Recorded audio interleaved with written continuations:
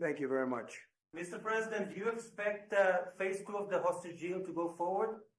I'm going to talk to you later. Mr. President, you managed to get this deal done. A lot of people say that the men who managed to do that should get a Nobel Peace Prize. Do you think that you'll be able to get all the hostages back home? And what would happen if you hear from the Israeli side? They will never give me a Nobel Peace Prize. What would happen? What needs to happen for normalization? It's too bad. I deserve it, but they will never give it to me. To go forward, what needs to happen for normalization in Saudi Arabia? Well, we're going to see, and we're dealing with a lot of people, and we have steps to go yet, as you know, and maybe those steps go forward, and maybe they don't. We're dealing with a very complex group of people, situation and people, but we have the right man, we have the right leader of Israel. He's done a great job, and we've been friends for a long time, and we do a great job also. And I think we have a combination that's very unbeatable, actually. What would happen, Mr. President, what would happen if Wait. Where's the person coming from? Come on. Okay, Mr. President, what would happen if you'll hear from the Israeli side today that they're not willing to go through with the deal to get all the hostages back home and finish the war? We'll see what happens. Whatever happens, we'll be prepared to handle the situation. Are the Saudis demanding the Palestinian state? Mr. President. Are the Saudis demanding a Palestinian state? No, they're not. Are they demanding a path towards a Palestinian state or any other recognition of that? Everybody's demanding one thing. You know what it is? Peace. We want peace. We want people to stop being killed. Everybody's demanding one. Very simple, peace. And he wants peace also. Mr. President, do you think it's politically possible in Israel to get this deal done until the end? To get the deal done? Yeah. Sure. Is it Why wouldn't a deal get done? A deal can get done. We'll see what happens. We're dealing with very complicated people. But a deal can absolutely get done. Mr. President, there has now been an Israeli strike on Iran. We'll see what happens. President Trump, Prime Minister Netanyahu, we've heard Joe Biden and Donald Trump take credit for the hostage and ceasefire deal. Who do you think deserves more credit? I think President Trump added great force and powerful leadership to this effort. I appreciate it. He sent a very good emissary. He's helped it along. And, I'll just tell you, I'm happy that they're here. And I'm sure the president is happy that they're here. And I would think that's about enough. Mr. Prime Minister, what about Elizabeth Zukov, the Israeli hostage? What about the Israeli press taking a press conference in Israel and not in Washington? We would love to take a press conference in Israel to interview you, Prime Minister Netanyahu. If we could ask a few more questions. Prime Minister Netanyahu, do you support going forward with this deal and getting all the hostages out? I support getting all the hostages out and meeting all our war goals that include destroying Hamas's military and governing capabilities and making sure that Gaza never poses a threat to Israel again. Are you all three. Are you willing to go together? Are you willing to promise to the families that you do everything to get the hostages out? I think that I should talk to President Trump, okay? Do you agree with Trump's vision of getting all the hostages back home, even if it means to end the war? Well, I'm not sure that you articulate correctly what the president's vision is. He can speak for himself. He does that very, very well.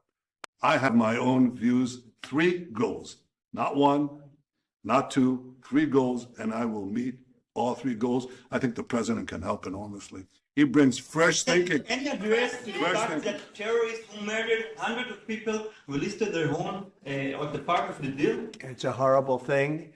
We can't forget it. I'll never forget it, and you can't forget it. And some people want to put it out of their memory, but we're not going to ever let that happen.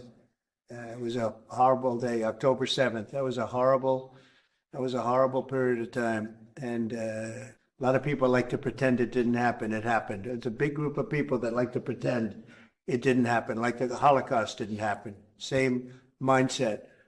And no, we're going to get this thing wrapped up, and we're going to get it done. We're also dealing, I think, very successfully with Russia, Ukraine. We're going to hopefully get that one done at some point in the not too distant future. That's a complex problem also, but we solve problems. We'll You know, when I left, we had no problem. There was no Ukraine and Russia fighting. There was no October 7th. There was nothing. And some very poor leadership led to a lot of problems and a lot of death. And it's a shame, but we'll put it out. We'll put out the fires. We have a lot of fires, but we'll put them out. Why is still support the Palestinian state like the peace plan you presented in January 2020? Is this plan still on the table? Well, a lot of plans change with time, and a lot of death has occurred since I left and now came back. This death occurred not while I was here, but while somebody else was here. It shouldn't have happened. They shouldn't have allowed it to happen. It would have never happened. And that includes Russia, Ukraine would have never happened. Not even a little bit, not even a chance. But now we are faced with a situation that's different, in some ways better and in some ways worse. But we're faced with a very complex and difficult situation, but we'll solve the problem. Refugees get from Gaza, out of Gaza. If not Jordan, Egypt, what other countries you think might accept Palestinians from Gaza? Well, I think Jordan and Egypt will. I know they've spoken about it with you, and they say they're not going to accept. I say they will. But I think other countries will accept also. I think that Gaza maybe is a demolition site right now. If you look at Gaza, it's all, I mean, there's hardly a building standing, and the ones that are going to collapse. You can't live in Gaza right now. And I think we need another location. I think it should be a location that's going to make people happy. You look over the decades, it's all death in Gaza. This has been happening for years. It's all death. If we can get a beautiful area to resettle people permanently in nice homes and where they can be happy and not be shot, not be killed, not be knifed to death like what's happening in Gaza. And right now you have in Gaza a very dangerous situation in terms of explosives all over the place, in terms of tunnels that nobody knows who's in the tunnel. The whole thing is a mess. And I think that if we can resettle, and I believe we can do it in areas where the leaders currently say no. I mean, I've been saying that with Mexico, having to do with the border and all of the things. And you saw what happened, 10,000 soldiers, and they're going to do a good job. I really believe that. And I believe Canada is going to do a good job also. They said the same thing, and then they did something much different than what you were hearing.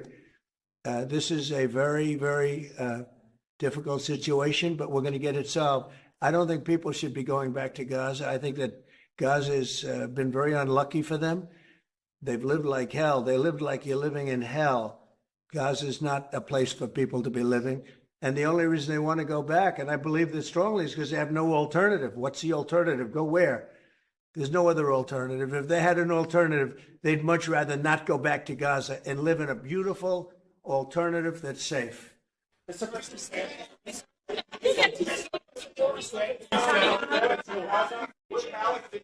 Peter? Would Palestinians have the right to return to Gaza if they left while the rebuilding was happening? It would be my hope that we could do something really nice, really good, where they wouldn't want to return. Why would they want to return? The place has been hell. It's been one of the meanest, toughest places on earth. And right now, I've seen every picture from every angle, better than if I were there. And nobody can live there. You can't live there. So if we can build them through massive amounts of money supplied by other people, very rich nations, and they're willing to supply it. If we can build something for them in one of the countries, and it could be Jordan, and it could be Egypt, it could be other countries, and you could build 4 or 5 or 6 areas. It doesn't have to be one area, but you take certain areas and you build really good quality housing, like a beautiful town, like someplace where they can live and not die, because Gaza is a guarantee that they're going to end up dying. The same thing's going to happen again. It's happened over and over again, and it's going to happen again as sure as you're standing there, Peter. So I hope that we could do something where they wouldn't want to go back. Who would want to go back? They've experienced nothing but death and destruction. What will you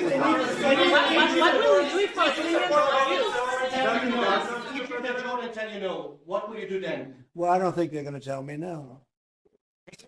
I don't think they're going to tell me. I think they're going to tell Biden no, and I think they're going to tell other people no. I don't think no. I think there's a good chance. Yeah, I'd like to see it happen. All of them. I mean, we're talking about probably 1,000,007 people, 1,000,007, maybe 1,000,008. But I think all of them. I think they'll be resettled in areas where they can live a beautiful life and not be worried about dying every day.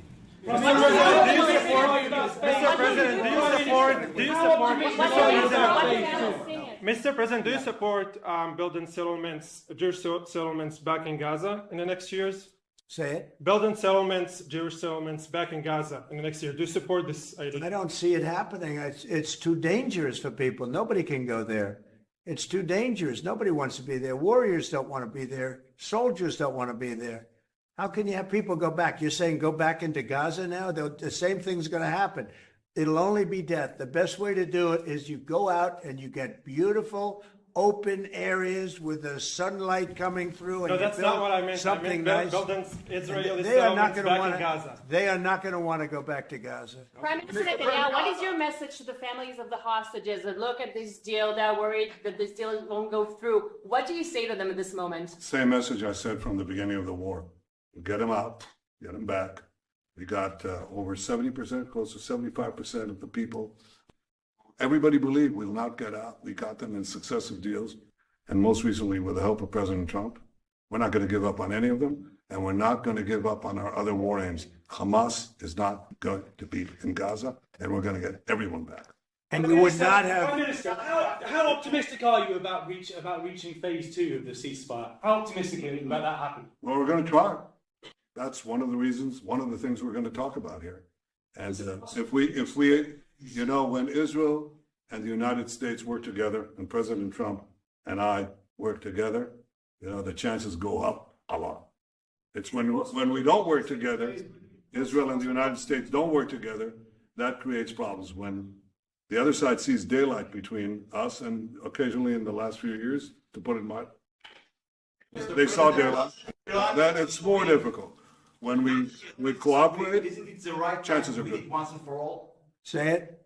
Now that Iran is so weak, isn't it the right time to hit them once and for all? So you say Iran is so weak. I appreciate you saying that. They're not weak. They're very strong right now, and we're not going to allow them to have a nuclear weapon. It's very simple. You know, I signed a very strong proclamation. Iran was in big trouble when I left. They were broke. They didn't have money for Hamas. They didn't have any money for Hezbollah. You had no problem. October 7th could have never happened. When I left, October 7th could have never happened. And frankly, Russia and Ukraine, as I said, could never have happened. They became very strong, very fast. They sold massive amounts of oil to China and everybody else who would not buy the oil when I was president, because we said, don't buy the oil. And they became very rich very quickly. But they're not weak. They're not weak. They're strong. Doesn't mean they won't be weak. But you know what? We just don't want them to have a nuclear weapon. They can't have a nuclear weapon.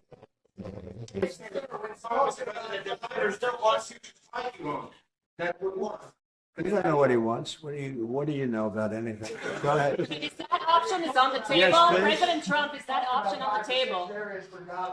If I was talking about Jordan. No, could be other places too. There are many people that have reached out, many countries, many leaders of countries that have reached out that would like to participate in that. Doesn't have to be Jordan and Egypt, but I think it would be also them. Mr. President,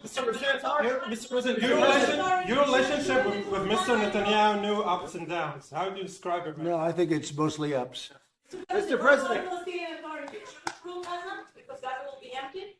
What? The Palestinian Authority, can it rule Gaza? What do you think? Well, it's had a pretty hard time, wouldn't you say? I'd say it's had a pretty bad time of it. Mr. President, Qatar has, you've criticized them in the past as a funder of terrorism, so as the Prime Minister. Do you think they're part of the solution or part of a problem moving forward? I think they're trying to help. Qatar Yep. is absolutely trying to help. I know them very well, and they're doing everything they can. Very tough situation, but they're absolutely trying to help. Will you Okay, visit Israel? thank you very much, everybody.